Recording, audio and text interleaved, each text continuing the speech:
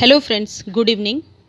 आज के इस वीडियो में हम देखेंगे कि यूका प्लांट को किस तरीके से हम प्रोपोगेट कर सकते हैं और यूका के लिए सही फर्टिलाइज़र क्या है, सही देख रेख क्या है, किस तरीके से यूका को हम अपने घर में लगा सकते हैं और आसानी से 1 से 2 3 ये प्लांट हम बना सकते हैं। यह एक बारहमासी पौधा है जो काफ़ी कम तापमान में भी अच्छे से ग्रो होता है। यूका पौधे की देखभाल कोई बहुत जटिल नहीं है। वे सूखी रेतीली मिट्टी को सहन कर सकते हैं, जैसे कि उन्हें शायद ही पानी की आवश्यकता हो। यानी कि यदि आप अक्सर आउटडोर रहते हैं और अक्सर बाहर जाना होता है तो यूका एक परफेक्ट प्लांट है, आप अपने घर में लगा सकते हैं। यूका प्लांट में यदि 1 वीक तक भी आप पानी नहीं देते हैं तो कभी भी यह खराब नहीं होता बिना पानी के। सालों साल यह पौधा ऐसे ही बढ़ता रहता है। हालांकि स्लो ग्रोइंग प्लांट है। पहले भी यूका पे वीडियोस मैंने शेयर किए हैं। ये वही प्लांट है, तब ये छोटा था और अभी काफ़ी बड़ा हो गया है और इसकी जड़ें जो हैं वो अंदर से भर गई हैं। इसलिए मुझे ऐसे लगा कि मुझे इनकी जड़ों को खोलकर देखना चाहिए, शायद इसलिए इनकी ग्रोथ बहुत ही स्लो हो गई है। और यूका में अपने आप नए नए शूट्स निकलते रहते हैं, जैसा कि आप अभी वीडियो में देखोगे कि नीचे से एक नई शूट आ रही थी जिसे प्रोपोगेट करके कट करके मैंने अलग ग्रो किया है। तो यूका को यदि एक बार आप घर में लेकर आते हैं तो आसानी से 1 से 2 प्लांट आप बना सकते हैं।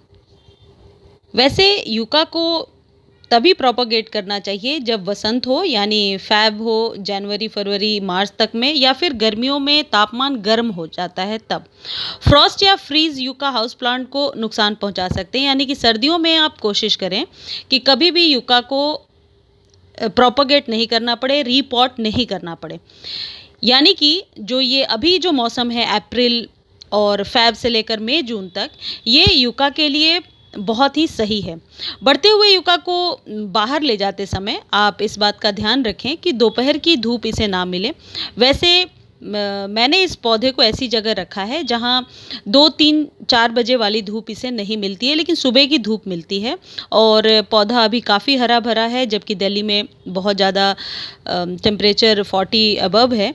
लेकिन आप देख सकते हो इसके टिप्स भी नहीं जले हैं, पौधे काफ़ी हरे भरे हैं और इसी तरीके से मैं केयर करती हूँ। फ्रेंड्स, यूका एक ऐसा प्लांट है जिसे आप आसानी से पार्क वगैरह में देखोगे या फिर अपने घर के टेरेस पर इसे आसानी से आप लगा सकते हैं और बहुत ही कम मेंटेनेंस की ज़रूरत। देखो फ्रेंड्स, ये अपने आप निकल आया है, लेकिन जैसा कि आपको दिख रहा है ये गमला बिल्कुल भर गया है और इसकी पत्तियों को नीचे से मैंने थोड़ा सा कट कर दिया था ताकि फंगस वगैरह ना लगे और पत्तियाँ नीचे जो है धूप और हवा पानी अच्छे से लग सके, इसलिए मैंने कट कर दिया है। ये प्लांट ऊपर की तरफ फैलता जाएगा। यदि इसे आप शेप देना चाहते हैं तो नीचे से पत्तियों को थोड़ा कट कर दें तो ये ऊपर से बिल्कुल बॉल की तरह शेप में हो जाएगा। यूका के लिए यदि मिट्टी की हम बात करते हैं तो फिर हम ऐसी मिट्टी में लगाएंगे जिसमें बालू की मात्रा थोड़ी ज़्यादा रहेगी, यानी कि ड्रेनेज का ख्याल तो हम रखेंगे ही, लेकिन जो मिट्टी है उसमें 20 या 30% बालू ज़रूर मिला लें।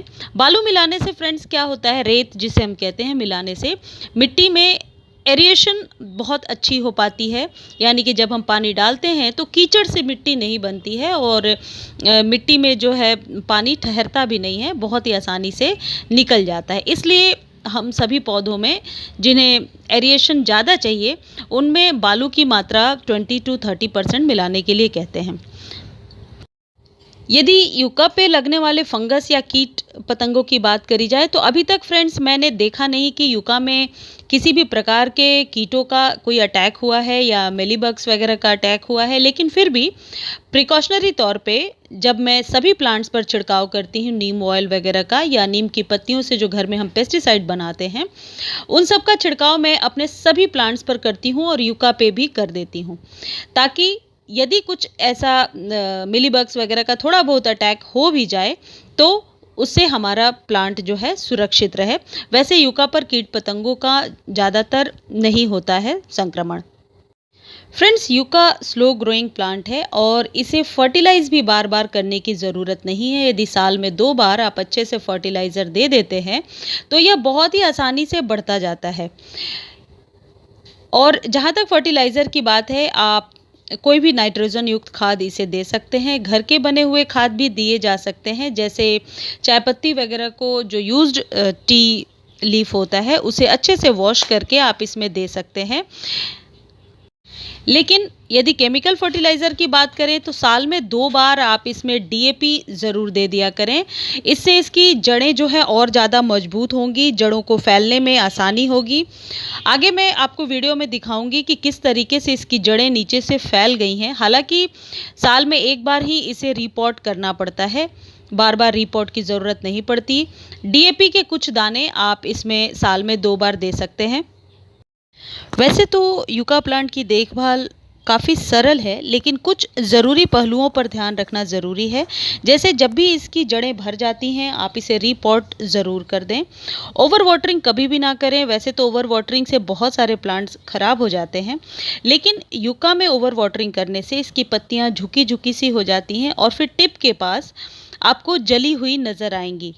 इसलिए कभी भी ओवर वाटरिंग ना करें, और जब कभी आप वाटरिंग कर रहे हैं तो इसमें अच्छे से इसकी पत्तियों को वॉश करते हुए वाटरिंग करें।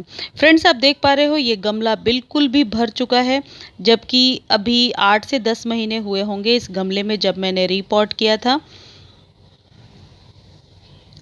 लेकिन मुझे इसमें खाद भी डालना है, डीएपी वगैरह, तो मैंने सोचा अपने व्यूवर्स के साथ शेयर कर लेती हूँ इस वीडियो को, और किस तरीके से प्रोपोगेट करना है ये भी आप देख लेंगे। फ्रेंड्स, ये यूका के प्लांट जो हैं शीर्ष की तरफ बढ़ते हैं, यानी ऊपर की तरफ बढ़ते जाते हैं और फिर बॉल जैसे गोल शेप में होते जाते हैं। यदि आप इन्हें और अच्छे से शेप देना चाहते हो तो थोड़ा सा टाइम टू टाइम प्रून ज़रूर कर दिया करो। इसके जो पत्ते होते हैं ये बिल्कुल दांत जैसे निकले होते हैं, थोड़े से आप कह सकते हो कटीले भी होते हैं। फ्रेंड्स, ये यूका का प्लांट जब पुराना हो जाएगा तो इसमें फ्लावरिंग भी होती है और इसमें वाइट कलर के फ्लावर्स आते हैं। हालांकि मेरे यूका में तो अभी तक फ्लावरिंग नहीं हुई है। इसकी जो पत्तियां होती हैं ये काफ़ी फ्लैशी होती हैं, मांसल पत्तियां होती हैं, और कुछ प्रजातियों की जो पत्तियां होती हैं उनके अंदर बहुत ज़्यादा लिक्विड भरा होता है। इन पत्तियों को यदि आप छूकर देखोगे तो काफ़ी मोटी पत्तियां हैं और इसके अंदर पानी भरा होता है, इसलिए यूका को ओवर वाटरिंग से हमें बचाना होता है। फ्रेंड्स, आप देखो इसकी जड़ें बिल्कुल भर गई हैं। जब कभी आपके किसी प्लांट की जड़ें इतनी भर जाती हैं तो उसमें ग्रोथ बहुत ही स्लो हो जाती है, इसलिए हमें अपने प्लांट्स पर नज़र रखनी होती है कि यदि इसकी ग्रोथ स्लो हो गई है तो कहीं इसकी जड़ें भर तो नहीं गई हैं। जब कभी ऐसी सिचुएशन हो आप जड़ों को पहले अच्छे से साफ़ कर लीजिए।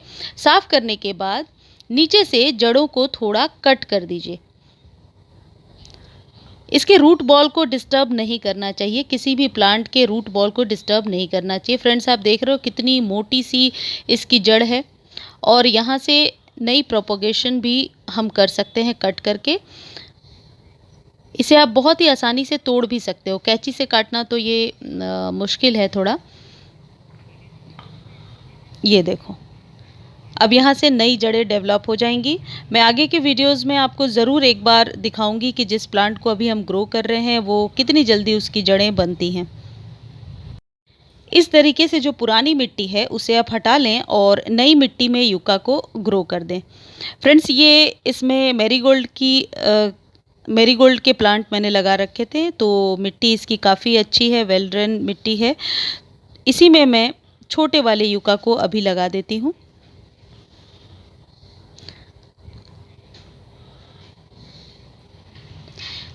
जब कभी आप कोई प्लांट लगाते हैं उस वक्त ज़्यादा भर भर कर खाद नहीं देना चाहिए।